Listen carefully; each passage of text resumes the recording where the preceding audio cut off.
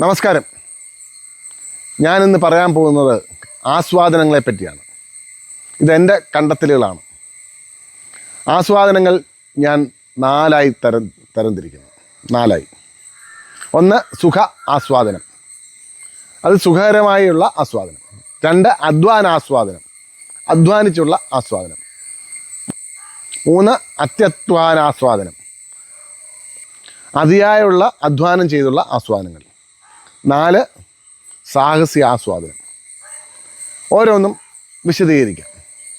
ഒന്ന് സുഖാസ്വാദനം, നല്ല ഭക്ഷണം കഴിക്കുക, നല്ല യാത്രകൾ പോവുക, TV കാണുക, സിനിമ കാണുക, ബന്ധുവീട്ടിൽ പോവുക, അല്പസ്വല്പം മദ്യപിക്കുക, ഇത്യാദി കാര്യങ്ങൾ ആണ് സുഖാസ്വാദനങ്ങൾ.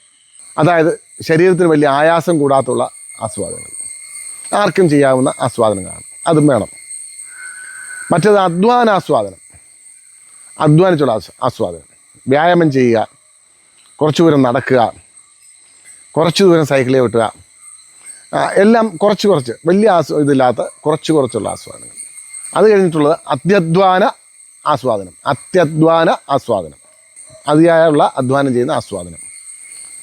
അത് നമ്മൾ നല്ല ദൂരം നടക്കുക, 10-50 കിലോമീറ്റർ ഒരു ദിവസം നടക്കുക, 100, 150, 200 അല്ലെങ്കിൽ 250 കിലോമീറ്റർ സൈക്കിളിൽ ഓട്ടുക, ഒരു മല കയറുക, ഇതൊക്കെ അത്യധ്വാന ആസ്വാദനങ്ങളാണ്. അതാണ് അത്യധ്വാന ആസ്വാദനം. പിന്നെ നാലാമത്തേത് സാഹസിക ആസ്വാദനം. സാഹസിക ആസ്വാദനങ്ങൾ സാഹസികമായിരിക്കും. സാഹസ്യം എന്നാൽ നമ്മുടെ ജീവനും ശരീരത്തിനും ഒക്കെ ചിലപ്പോൾ ഹാനി ഉണ്ടാകാം എന്നറിഞ്ഞിട്ട് പോലും ചെയ്യുന്ന ആസ്വാദനങ്ങൾ. അതായത് ഇപ്പോൾ എവറസ്റ്റ് കയറുക, അത് സാഹസിക ആസ്വാദനം. വലിയ മലമുകളിൽ കയറി ഇതിലേക്ക് ജമ്പ് ചെയ്യുക, അല്ലെങ്കിൽ ഒരു മലയുടെ ഇപ്പുറത്തോട്ട് കാണുന്ന കണ്ടിട്ടില്ല ആൾക്കാർ, ചെറുപ്പക്കാരൊക്കെ.